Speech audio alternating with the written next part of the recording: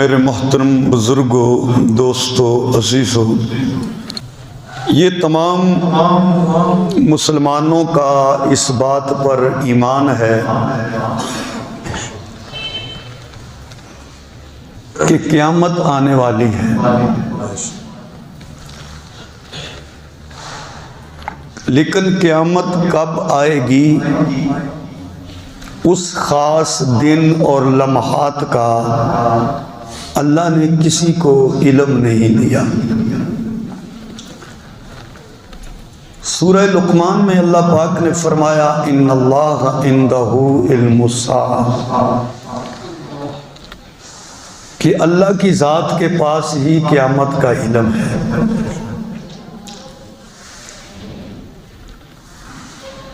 اللہ ہی جانتا ہے کہ وہ کس وقت وہ برپا ہوگی، قیامت آئے گی۔ بخاری شریف کی روایت ہے، پہلی جلد میں ہی ہے، کہ حضرت جبریل علیہ السلام نے جب پوچھا تھا قیامت کے بارے میں، تو حضور علیہ السلام نے اس کا یہی جواب دیا کہ جتنا پوچھنے والے کو قیامت کا علم ہے اتنا ہی مجھے علم ہے، لیکن میں اس کی چند نشانیاں تو یہ بتا دیتا ہوں۔ تو حضور علیہ السلام نے قیامت کی نشانیاں بیان فرمائی۔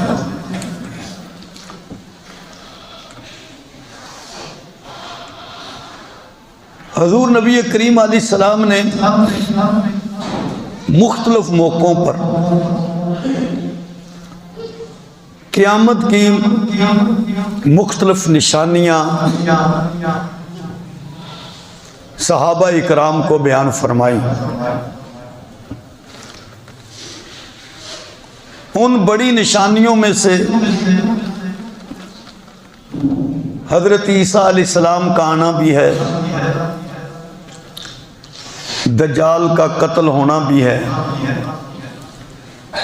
زمین سے ایک جانور کا نکلنا بھی ہے، مغرب سے سورج کا نکلنا بھی ہے،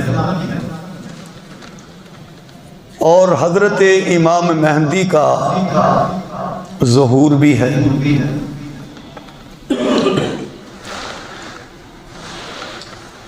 قیامت کے قریب میں جب ہر طرف ظلم ستم برپا ہوں گے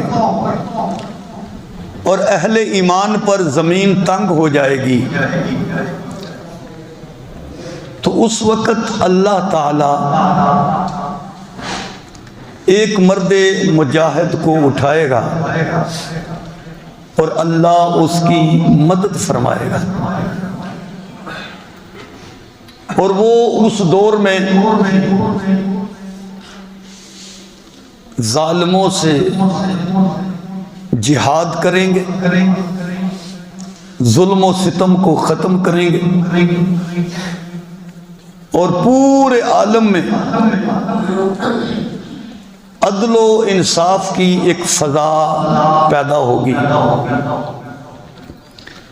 پھر انہی دنوں میں دجال بھی آئے گا،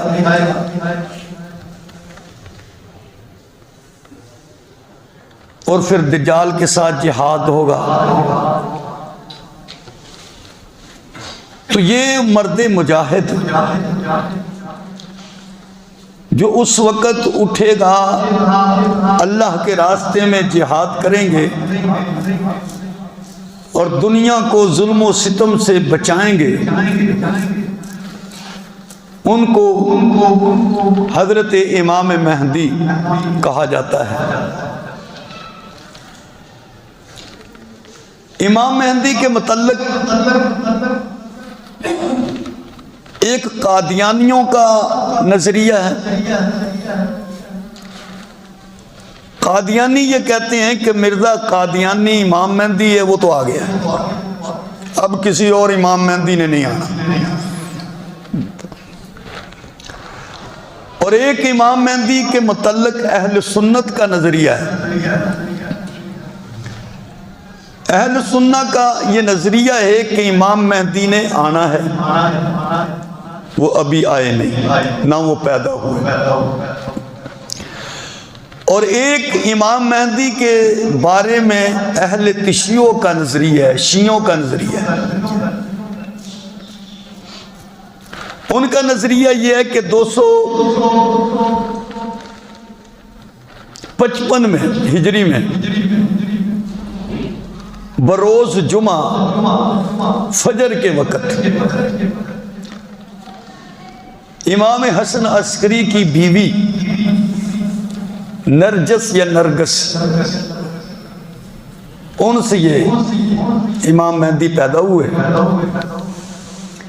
جبریل علیہ السلام نے ان کی پرورش کی، اللہ پاک نے یحییٰ علیہ السلام کی ان کو حکمت عطا فرمائی، اور جب یہ 4 یا 5 سال کے ہوئے تو ایک غار میں جا کر بیٹھ گئے، اور قیامت کے قریب جو ہے وہ دوبارہ تشریف لائیں گے۔ یہ شیعوں کا نظریہ ہے کہ وہ پیدا ہو چکے ہیں اور وغیرہ وغیرہ۔ اصلی قرآن بھی وہ اسی وقت لے کر آئیں گے۔ لیکن اہل سنت کے نزدیک یہ ہے کہ امام حسن عسکری رحمۃ اللہ علیہ کی کوئی اولاد نہیں تھی،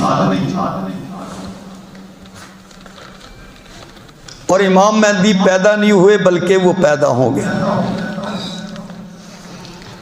اور وہ قرب قیامت کے قریب ہی جب وہ حالات بنیں گے تو وہ پیدا ہوں گے، پھر ان کی بیعت ہوگی اور یہ جہاد کا سلسلہ ہوگا۔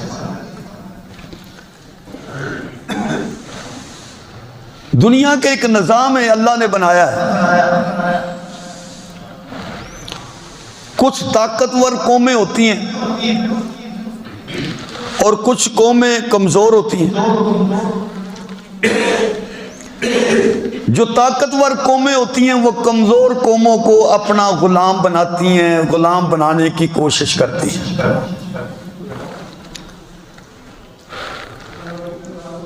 غلامی میں اگر کوئی قوم جسمانی غلامی میں مبتلا ہو جائے مگر ان کی سوچ و فکر آزاد ہو تو پھر کوئی انہیں شکست نہیں دے سکتا۔ جسمانی طور پر قوم غلام ہو جائے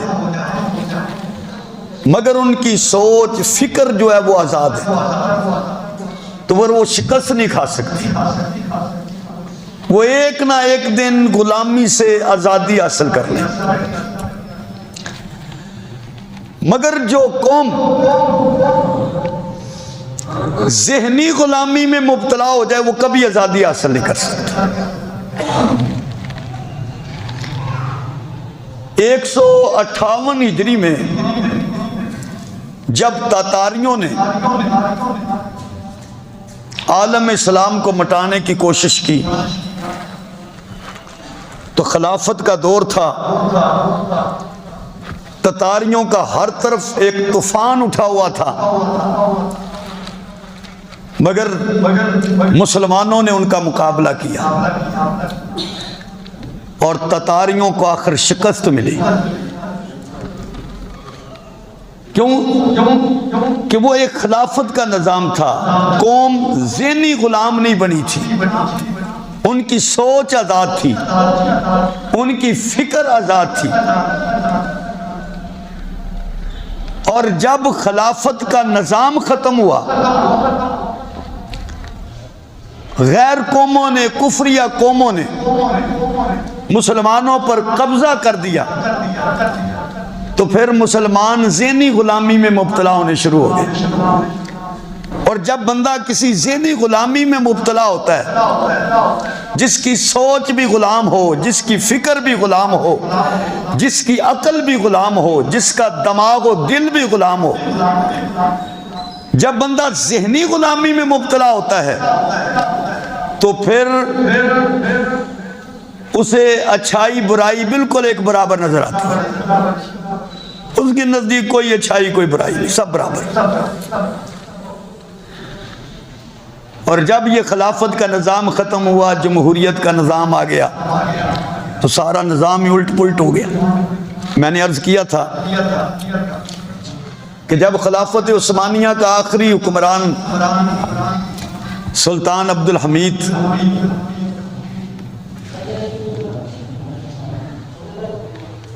اس کے سامنے ڈاکٹر تھیوڈ نے، یہودی نے یہ کہا تھا کہ اگر تم فلسطین کی زمین ہمیں دے دو اور ہم تیری سلطنت کا قرضہ بھی ادا کر دیں گے اور کئی سالوں کے لیے تمہیں زیادہ پیسے بھی دے دیں گے، تو سلطان نے زمین پر ٹھوکر لگا کر اپنے پاؤں کی تھوڑی سی مٹی جو وہ اڑی تھی، اس نے وہ مٹی پکڑ کر اس ڈاکٹر سے، یہودی سے یہ کہا تھا کہ اگر تو میرے سامنے ساری دنیا کی دولت لا کر رکھ دیں تو میں فلسطین کی اتنی ساری مٹی بھی تجھے دینے کے لیے تیار نہیں۔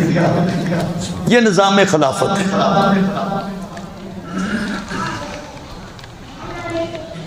آج بھی وہی صورتحال ہے کہ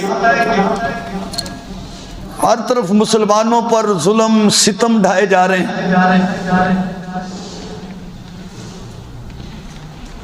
مسلمانوں ہی کو ستایا جاتا ہے، تڑپایا جاتا ہے۔ جیسے قرب قیامت کے قریب ایسے منظر آئیں گے، اور اللہ نے قیامت کے اس منظر کو کیونکہ چھپا کے رکھا ہے، پتہ نہیں وہ کون سا وقت ہے، کون سے لمحات ہیں، اور حالات ایسے بنتے جاتے ہیں۔ اللہ پاک نے فرمایا وَلِلَّهِ غَيْبُ السَّمَاوَاتِ وَالْأَرْضِ وَمَا أَمْرُ السَّاعَةِ إِلَّا كَلَمْحِ الْبَصَرِ أَوْ هُوَ أَقْرَبُ إِنَّ اللَّهَ عَلَى كُلِّ شَيْءٍ قَدِيرٌ۔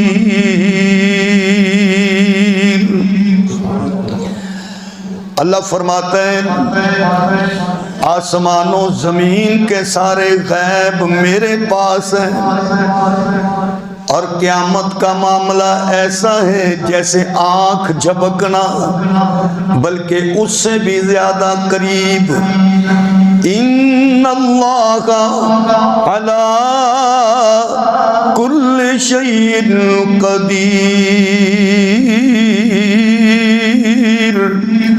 بے شک اللہ ہر چیز پر کامل قدرت، کامل اختیار رکھنے والا ہے، ہر چیز کو جاننے والا بھی وہ، ہر چیز پر کامل اختیار بھی اسی ذات کا۔ اور اللہ پاک نے سورہ نمل کے اندر فرمایا وَيَوْمَ يُنفَخُ فِي الصُّورِ فَفَزِعَ مَن فِي السَّمَاوَاتِ وَمَن فِي الْأَرْضِ إِلَّا مَن شَاءَ اللَّهُ۔ اللہ فرماتے ہیں جب سور پھونک دیا جائے گا، زمین والے بھی آسمان والے بھی گھبرا جائیں گے، مگر جسے اللہ چاہے وہ گھبرائے گا نہیں۔ وَكُلٌّ أَتَوْهُ دَاخِرِينَ، سب اللہ کے سامنے عاجز بن کر اللہ کے سامنے جمع ہوں گے۔ وَتَرَى الْجِبَالَ تَحْسَبُهَا جَامِدَةً، اور آپ پہاڑوں کو جمے ہوئے خیال کرتے ہو، ٹھہرے ہوئے مضبوط خیال کرتے ہو، لیکن جب قیامت کا منظر ہوگا وَيَتَمُرُّ مَرَّ السَّحَابِ، وہ تمہیں بادلوں کی طرح اڑتے ہوئے نظر آئیں گے۔ جس طرح بادل نظر آتے ہیں اس طرح پہاڑوں کے ذرات نظر آئیں گے۔ سُنَّ اللَّهِ الَّذِي أَتْقَنَ كُلَّ شَيْءٍ، یہ ہے اللہ کی کاریگری جس نے ہر چیز کو مضبوط بنایا ہے۔ إِنَّهُ خَبِيرٌ بِمَا تَفْعَلُونَ، بے شک اللہ جو تم کر رہے ہو اس پر خبردار ہے۔ اور سورہ یاسین کے اندر اللہ فرماتا ہے وَيَقُولُونَ مَتَىٰ هَٰذَا الْوَعْدُ إِن كُنتُمْ صَادِقِينَ، اور یہ پوچھتے ہیں کہ قیامت کب آئے گی، اس کا وعدہ کب پورا ہوگا، قیامت کے لمحات کب برپا ہوں گے، اگر تم سچے ہو تو ذرا بتاؤ تو صحیح۔ فرمایا ما ينظرون الا صیحۃ واحدہ، وہ تو صرف ایک چیخ کا انتظار کر رہے ہیں، جب وہ سور پھونکا جائے گا تأخذهم وهم يخصمون، وہ آ کے ان کو پکڑ لے گی، یہ تو آپس میں جھگڑے کر رہے ہوں گے، کوئی کسی کے ساتھ جھگڑ رہا ہوگا، کوئی کسی کے ساتھ جھگڑ رہا ہوگا، اور قیامت آ جائے گی فلا یستطیعون توصیہ، یہ تو وصیت کرنے کی بھی ان کو مہلت نہ ملے گی، ولا الی اہلہم یرجعون۔ اللہ فرماتے ہیں اتنی مہلت بھی نہیں ملے گی کہ یہ اپنے گھر والوں کی طرف واپس جائیں، گھر والوں کی طرف واپس لوٹنے کی بھی انہیں مہلت نہیں ملے گی۔ اس طرح اچانک قیامت ان کے سامنے آ جائے گی۔ قیامت کی نشانیاں نبی کریم علیہ السلام نے اپنی زبان مبارک سے بیان فرمائی۔ حضور نبی کریم علیہ السلام فرماتے ہیں کہ قیامت کے قرب میں قریب میں ایک مہدی آئے گا، مل اطرتی، میری اولاد میں سے، فاطمہ کی اولاد میں سے ہوگا، میرے خاندان میں سے ہوگا، اسمہ اسمی، اس کا نام میرے نام پر ہوگا، اس کے اخلاق حضور والے ہوں گے، اس کے چہرے کی خوبصورتی نبی کریم کے چہرے کی خوبصورتی کی طرح ہوگی۔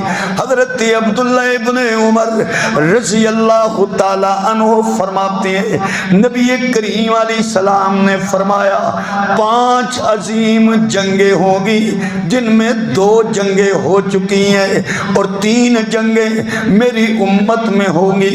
ایک جنگ ترکوں سے ہوگی، ایک جنگ رومیوں سے ہوگی، ایک جنگ دجال کے ساتھ ہوگی، اور دجال کی جنگ عظیم ہوگی۔ اس کے بعد کوئی جنگ نہیں ہوگی، اس کے بعد کوئی لڑائی نہیں ہوگی۔ انہی ایام میں، انہی جنگوں کے آغاز میں حضرت مہدی بھی پیدا ہوں گے۔ نبی کریم علیہ السلام نے فرمایا فتنے اتنے برپا ہوں گے کہ فتنے اتنے زیادہ ہوں گے کہ بیٹھنے والے سے کھڑا ہونے والا بہتر ہوگا، کھڑے ہونے والے سے چلنے والا بہتر ہوگا، چلنے والے سے دوڑنے والا بہتر ہوگا۔ نبی کریم علیہ السلام نے فرمایا اتنے فتنے ہوں گے، اگر کوئی بندہ ان فتنوں میں جھانکے گا، ایسے گردن آگے کرے گا، فتنے اس کو پکڑ لیں گے۔ حضور نبی کریم نے فرمایا بادروا بالاعمال، او میرے صحابہ اعمال میں جلدی کرو، اعمال میں جلدی کرو، جتنا ہو سکتا ہے اعمال اکٹھے کر لو اس سے پہلے کہ فتنے ظاہر ہو جائیں۔ یہ تو رات کی تاریکی کی طرح سیاہ ہوں گے۔ فتنوں میں انسان کی حالت یہ ہوگی۔ نبی کریم علیہ السلام فرماتے ہیں صبح بندہ مومن ہوگا، شام کو بندہ کافر ہو چکا ہوگا، صبح کو ایمان والا ہوگا، مگر شام پڑتے ہی وہ کافر ہو جائے گا۔ ذرا ذرا سی بات پر اپنے ایمان کے سودے کر لیں گے۔ نبی کریم علیہ السلام نے فرمایا حضرت جابر بن عبداللہ رضی اللہ تعالی عنہ روایت فرماتے ہیں نبی کریم علیہ السلام نے فرمایا میرے صحابہ ان قریب ایسا وقت آنے والا ہے کہ عراق والوں کا گلہ بند ہو جائے گا، ان کا کھانا پینا پابندیاں لگ جائیں گی، بند ہو جائیں گی۔ عرض کی یا رسول اللہ صلی اللہ علیہ وسلم ان پر پابندیاں لگانے والے کون ہوں گے؟ فرمایا عربی نہیں ہوں گے، اجمی لوگ ہوں گے، غیر عرب ہوں گے۔ پھر نبی کریم نے فرمایا ان قریب ایسا وقت آنے والا ہے کہ شام والوں پر پابندیاں لگ جائیں گی۔ پوچھا یا رسول اللہ ان پر پابندیاں لگانے والے کون ہوں گے؟ فرمایا مغرب والے، انگریز مغرب والے ہوں گے۔ پھر نبی کریم علیہ السلام نے فرمایا پھر اللہ کا ایک ایسا بندہ، ایسا خلیفہ ہوگا، بڑا سخی ہوگا، لوگوں میں مال تقسیم کرے گا، اتنا تقسیم کرے گا کبھی اس مال کو وہ مال کو گنے گا نہیں بلکہ تقسیم کرتا جائے گا، اور مال کی اتنی کثرت ہوگی، ہر طرف امن و سکون ہوگا، کوئی لڑائی جھگڑا نہیں ہوگا۔ حضور نے فرمایا یہ مہدی کا دور ہوگا، مال اتنا ہوگا کہ وہ اللہ کی راہ میں خرچ کر رہے ہوں گے، امن اور سکون ہوگا۔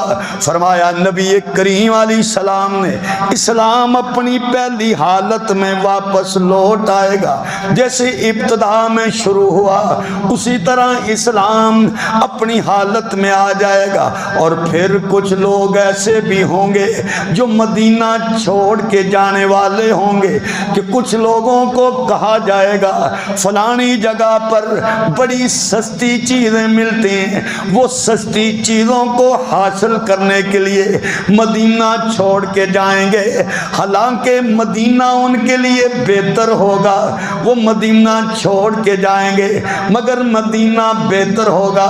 حضور نبی کریم نے فرمایا عراق پر پابندیاں لگیں گی، شام پر پابندیاں لگیں گی۔ عراق کی پابندیاں بھی آپ نے دیکھیاں صدام کے دور میں، جب امریکہ نے اس کے اوپر پابندیاں لگائیں، کوئی لین دین باہر سے نہیں کر سکتا، نہ اندر سے باہر نہ باہر سے اندر، پابندیاں لگی، اور لگانے والے عرب نہیں تھے، غیر تھے، اجمی تھے، عرب نہیں تھے۔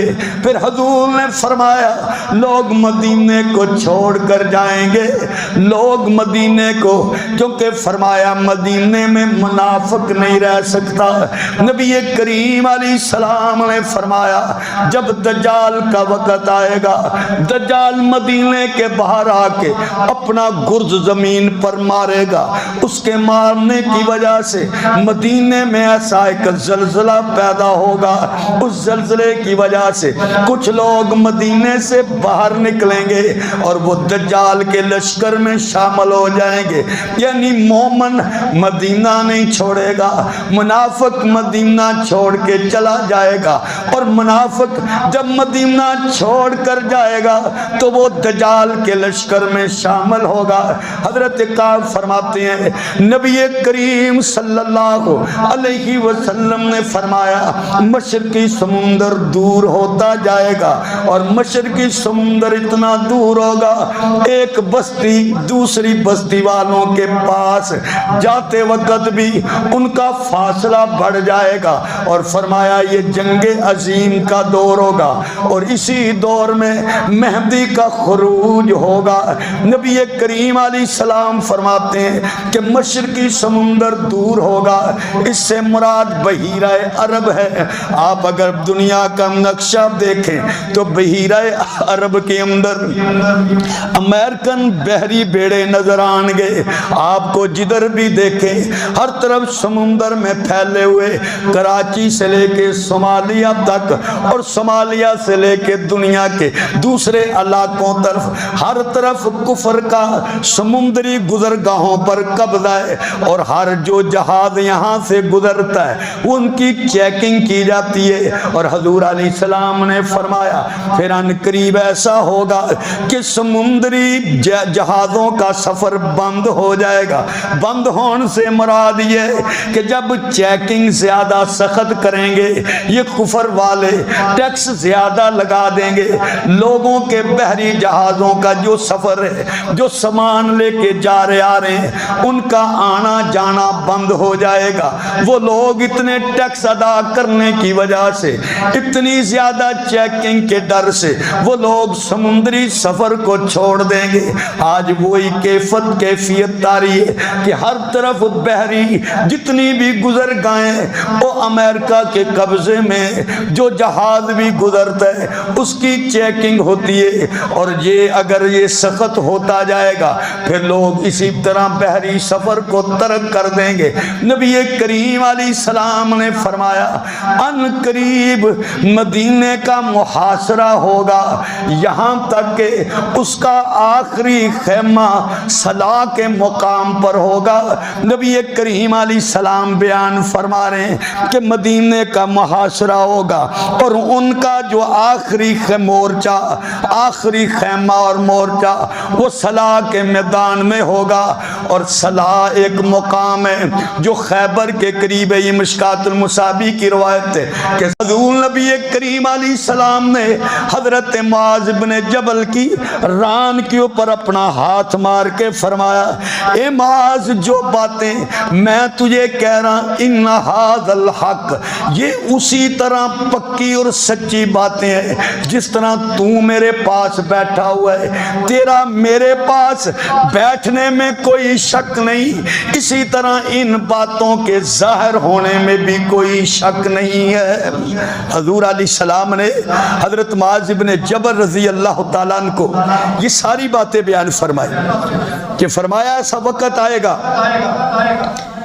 کہ بیت المقدس آباد ہو جائے گا اور مدینہ خراب ہو جائے گا، اور مدینے کی جو خرابی یہ ذریعہ بنے گی جنگ عظیم کا، اور جنگ عظیم قسطنطنیہ کی فتح کا سبب بنے گی۔ قسطنطنیہ تو مراد یہ استنبول ہے، ترکی کا، ہو سکتا ہے اس وقت میں یہ پھر کافروں کے پاس چلے جائے اور پھر اس کو آزاد کروایا جائے۔ تو حضور نے فرمایا معاذ ان باتوں میں کوئی شک نہیں، جیسے تیرا میرے پاس بیٹھنے میں کوئی شک نہیں ہے، اسی طرح یہ باتیں پوری ہو کے رہیں گی۔ اور ظاہر ہے حضور علیہ السلام کی زبان سے نکلے ہوئے جو جملے ہیں ان میں تو شک ہے ہی نہیں۔ کائنات کا نظام ادھر ادھر تو ہو سکتا ہے مگر حضور علیہ السلام کے فرمان میں کوئی شک نہیں ہو سکتا، یہ ہمارا ایمان ہے۔ 1288 میں سلطنت عثمانیہ کا آغاز ہوا اور تقریباً 1924 میں سلطنت عثمانیہ کو ختم کیا گیا، اور سلطنت عثمانیہ کوئی چھوٹے سے ملک کا نام نہیں تھا، یہ پورا عرب سلطنت عثمانیہ میں تھا۔ Austria, Hungary, Serbia, Bosnia, Albania, Bulgaria, Romania, یونان، افریقہ، پھر آپ کا یہ سندھ، یہ آپ کا ہندوستان، یہ روس کی ریاستیں، یہ سارا جو 3 بر اعظم جو کہلاتے ہیں ان 3 بر اعظموں پر سلطنت عثمانیہ کی حکومت تھی، اتنی بڑی سلطنت تھی۔ اور پھر جو ملک یہ ایک جو سازش کے تحت اسرائیل کو آباد کیا گیا، اسرائیل کو اور یہودیوں کو اکٹھا کیا گیا اور فلسطینیوں کی زمینیں چھینی گئی، اور یہ یہودیوں کا اکٹھا ہونا، بیت المقدس کا آباد ہونا، یہ اصل میں یہودیوں کی موت کا یہ مرکز ہے۔ یہ بیت المقدس، یہ فلسطین میں یہودیوں کا جو جمع ہونا ہے، یہ اکٹھا ہونا، اصل میں یہ اپنے موت کے مرکز میں اکٹھے ہو رہے ہیں۔ جیسے دجال آئے گا، حضرت عیسیٰ علیہ السلام دجال کو قتل کریں گے، وہ کہاں ہوگا؟ یہیں ہوگا، فلسطین میں لد کے مقام پر ہوگا۔ اور یہودی کہاں آباد ہوں گے؟ وہ یہاں ساری دنیا کے یہودی اکٹھے ہوں گے، اور وہ سارے یہودی جو ہیں وہ دجال کے لشکر میں شامل ہوں گے۔ حضور نبی کریم علیہ السلام نے فرمایا جب لوگ دو خیموں میں تقسیم ہو جائیں گے، ایک خیمہ اہل ایمان کا ہوگا اور دوسرا خیمہ منافقین کا ہوگا، جو ایمان والوں کا خیمہ ہوگا ان میں کوئی منافق نہیں ہوگا، اور جو منافق ہوں گے ان میں کوئی ایمان والا نہیں ہوگا۔ حضرت حذیفہ رضی اللہ تعالیٰ عنہ سے پوچھا کہ منافقوں سے مراد کون لوگ ہیں؟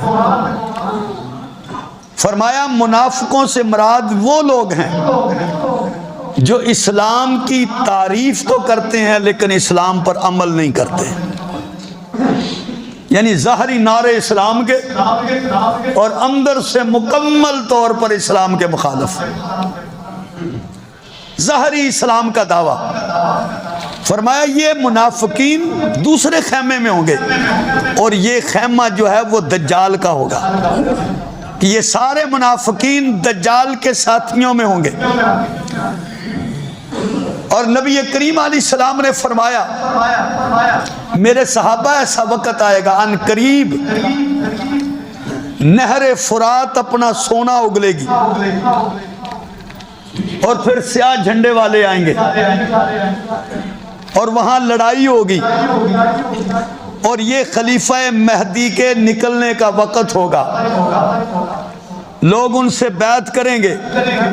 اور فرمایا اگر تمہیں برف پر گھسٹ گھسٹ کر آنا پڑے تو برف پر گھسٹ گھسٹ کر آ کر مہدی کی بیعت ضرور کر لینا۔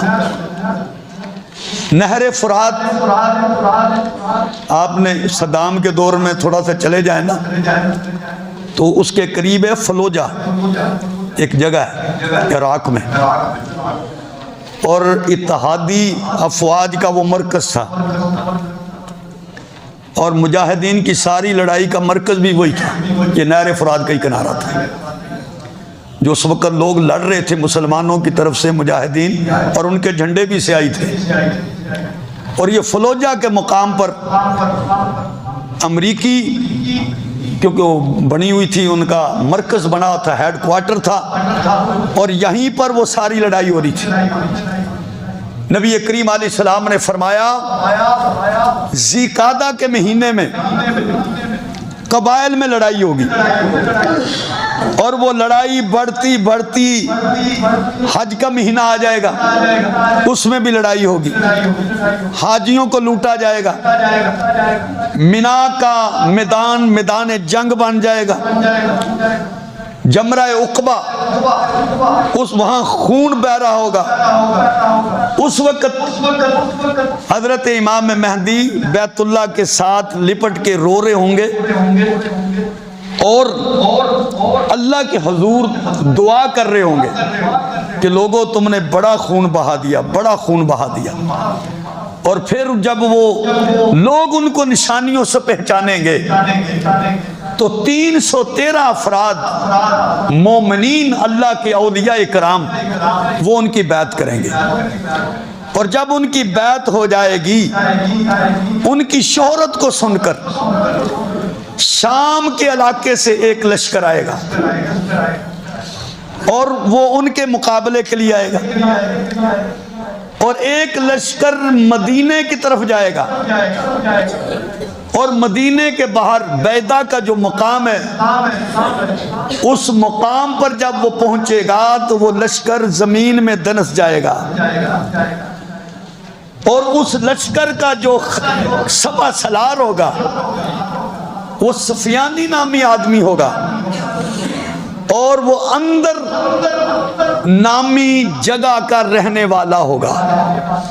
حضور نے فرمایا وہ سفیانی ہوگا اور اندر نامی جگہ کا وہ رہنے والا ہوگا۔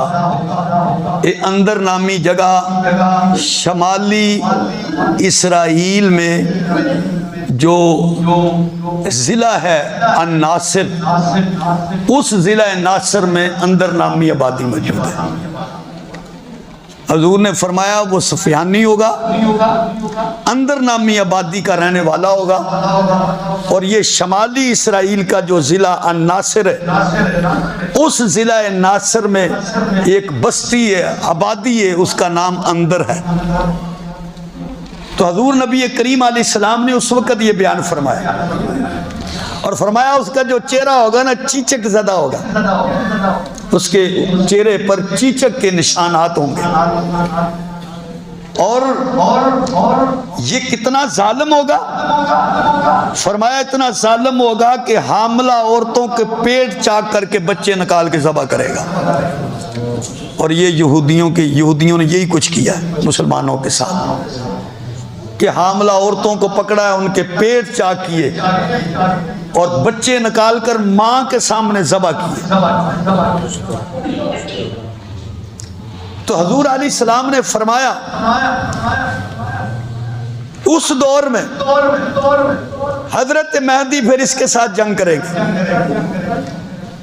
اور اسرائیل میں بحیرہ تبریہ کے مقام پر حضرت امام مہدی اس سفیانی آدمی کو، اس سپہ سالار کو قتل کریں گے، اور اس کا ایک لشکر جو ہے، جیسے میں نے عرض کیا، وہ مدینے کی طرف جائے گا، ایک اس کا لشکر بغداد کی طرف جائے گا اس کو لوٹنے کے لیے، بغداد پر حملہ کرنے کے لیے، اور اس طریقے سے یہ تین اطراف میں اپنے لشکروں کو بھیجے گا، ایک امام مہدی کے مقابلے میں، ایک مدینے کی طرف، اور ایک بغداد کو لوٹنے کے لیے۔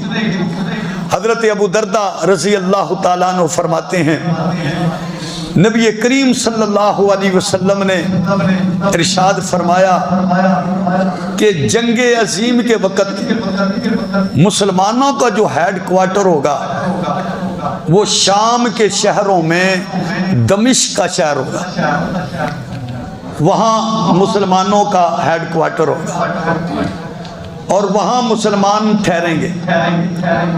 اور نبی کریم علیہ السلام نے فرمایا کہ اس وقت سیاہ جھنڈوں والے لوگ آئیں گے، اور وہ جھنڈے بیت المقدس میں جا کے گاڑ دیں گے، اور نبی کریم علیہ السلام نے فرمایا کہ یہ سیاہ جھنڈے والے لوگ ڈھیلے ڈھالے کپڑوں والے ہوں گے، بڑے بڑے بالوں والے ہوں گے، اور نام کی بجائے کنیت سے مشہور ہوں گے، نام سے مشہور نہیں ہوں گے، کنیت سے۔ کنیت یہ ہوتا ہے کوئی بچہ کسی کا پیدا ہوا تو اس بچے کے، مثلا کسی کا بچہ پیدا ہوا، اس کا نام محمد رکھا، تو اب وہ باپ جو ہے اس کی اپنی کنیت رکھ لیتا ہے ابو محمد، یعنی محمد کا باپ، ابو علی، ابو احمد، تو وہ اس کو کنیت کہتے ہیں۔ تو جتنے بھی مجاہدین ہیں وہ ہمیشہ کنیت سے مشہور ہوتے ہیں، کسی نے ابو دجانہ رکھا ہے، کسی نے ابو قتادہ رکھا ہے، کسی نے ابو عبیدہ رکھا ہے، ان کے نام کو کوئی نہیں جانتا، لیکن وہ اپنی کنیت سے مشہور ہوں گے۔ تو نبی کریم علیہ السلام نے فرمایا جب تم مشرق سے کالے جھنڈے دیکھو خراسان سے آتے ہوئے تو تم ان میں شامل ہو جانا، کیونکہ یہ خراسان سے آنے والا جو لشکر ہوگا وہ امام مہدی کے لشکر میں شامل ہوگا، اور خراسان جو افغانستان میں بھی ہے، ہو سکتا ہو ادھر کوئی سعادت مل جائے۔ تو خراسان سے کالے جھنڈے نبی کریم علیہ السلام نے فرمایا اٹھیں گے، اور تم ان جھنڈے والوں کے ساتھ شامل ہو جانا، اور یہ حضرت امام مہدی ان کا یہ لشکر بنے گا۔ تو مسلمانوں کا کیونکہ ہیڈ کوارٹر جو ہے وہ دمشق شام میں ہوگا، اور شام جو ہے وہ آج بھی ایک ملک ہے، پہلے سارے کوئی شام ہی کہا جاتا تھا جس میں فلسطین بھی شامل تھا، یہ سارے علاقے شامل تھے، اور شام میں مسلمان جمع ہوں گے، اور حضرت امام مہدی کا جہاد بھی وہیں سے شروع ہوگا۔ اور حضور نبی کریم علیہ السلام نے یہ اپنے دور میں پیشن گوئی فرمائی شام کے لیے حضور نے بڑی دعائیں کی ہیں، شام والوں کے لیے حضور نے بڑی دعائیں فرمائی، برکت کی دعائیں فرمائی. تو یہی مسلمانوں کا اس وقت وہ مرکز بنے گا. اور وہیں سے حضرت امام مہدی، پھر حضرت عیسیٰ علیہ السلام کا جو نزول ہوگا، وہ دمشق کی جامع مسجد ہے، اس کا سفید منارہ ہے، اس منارے کے اوپر حضرت عیسیٰ علیہ السلام نازل ہوں گے اور حضرت امام مہدی نماز پڑھانے کے لیے کھڑے ہوں گے کہ حضرت عیسیٰ علیہ السلام اس منارے پر اتریں گے. تو آپ فرمائیں گے بھائی ٹھہر جو، مجھے بھی جماعت میں تکبیر کہی جا چکی ہوگی، مجھے بھی نماز میں شامل کر لو. تو پھر سیڑھی لگائی جائے گی، منارے سے حضرت عیسیٰ علیہ السلام کو اتارا جائے گا. اوپر سے فرشتوں کے ذریعے آئیں گے، اوپر کا نظام اوپر رہ گیا، اب یہاں نیچے کا نظام ہے. اور نیچے کا نظام کیا؟ اترنے کے لیے سیڑھی لگائی جاتی، یہ دنیا کا نظام ہے. تو دنیا کے نظام کے تحت ان کو سیڑھی لگا کر اتارا جائے گا، اور پھر حضرت عیسیٰ علیہ السلام آ جائیں گے. تو آپ فرمائیں گے امام مہدی تکبیر کہی جا چکی، وہ فرمائیں گے حضرت عیسیٰ کو آپ نماز پڑھائیں. تو حضرت عیسیٰ علیہ السلام ان سے کہیں گے آپ نماز پڑھائیں. تو حضرت امام مہدی نماز پڑھائیں گے، حضرت عیسیٰ پیچھے کھڑے ہوں گے. اور حضور علیہ السلام نے فرمایا وہ کیا وقت ہوگا جب تم میں سے امام ہوگا، یعنی میری امت کا ایک فرد امام ہوگا اور پچھلی امت کا نبی مقتدی ہوگا. فرمایا وہ کیسا وقت ہوگا. تو اس طرح حضرت عیسیٰ علیہ السلام کی تشریف آوری ہوگی، اور آپ پھر ساری قیادت جو ہے وہ حضرت عیسیٰ علیہ السلام کے ہاتھ میں آئے گی، اور حضرت امام مہدی ان کے ماتحت جنگ کریں گے. حضرت مہدی کا پھر انتقال ہو جائے گا جلدی. تو یہ قیامت کی نشانیاں ہیں. یہ جو آپ کو نظر آ رہا ہے، یہ بیت المقدس میں یہودیوں کا جمع ہونا، یہ انہی نشانیوں میں سے ہے. ان کا جو ظلم و ستم کرنا، یہ بھی انہی نشانیوں میں ہے جو حضور نے ان کی فطرت کو بیان فرمایا کہ یہ اس طرح ظلم کریں گے. اور مسلمان جو حضور نے فرمایا کہ لڑیں گے ان کے ساتھ، بیت المقدس کا دفاع کریں گے، ان کے ساتھ جنگ کریں گے. تو مسلمان اپنا فریضہ ادا کر رہے ہیں، اہل قدس اپنا فریضہ ادا کر رہے ہیں. اور میں جیسے پہلے بھی عرض کر چکا ہوں، ہم بھی اپنے فریضہ ادا کریں کہ ان کے لیے اپنی دعاؤں کو زیادہ کر دیں، تعاون کو زیادہ کر دیں. جو جتنا کر سکتا ہے وہ اتنا کر سکے، جو دعا کر سکتا ہے وہ دعا کرے، جو ان کے ساتھ تعاون کر سکتا ہے ان کے ساتھ تعاون کرے. ہم وہاں جا نہیں سکتے لیکن تعاون کی صورت ہو سکتی ہے. جیسے پچھلے جمعے ماشاءاللہ ساتھیوں نے بڑا تعاون کیا، تو یہ آپ کا یہ تعاون پیسے پہنچا دیے گئے ہیں، وہ انشاءاللہ پہنچ جائیں گے یا پہنچ چکے ہوں گے، کیونکہ اس کی رسید جو ہمیں وصول ہو چکی ہے. تو اس طریقے سے ہوتا ہے کہ مسلمان کچھ لوگ میدان میں اترتے ہیں اور کچھ لوگ ان کی پیچھے سپورٹ کرنے والے ہوتے ہیں، اور وہ سپورٹ دعاؤں کے ذریعے بھی ہوتی ہے اور وہ سپورٹ مال کے ذریعے بھی ہوتی ہے. اللہ پاک اہل قدس کو، فلسطین والوں کو فتح کامرانی عطا فرمائے، ان کی حفاظت فرمائے. وآخر دعوانا ان الحمدللہ رب العالمین.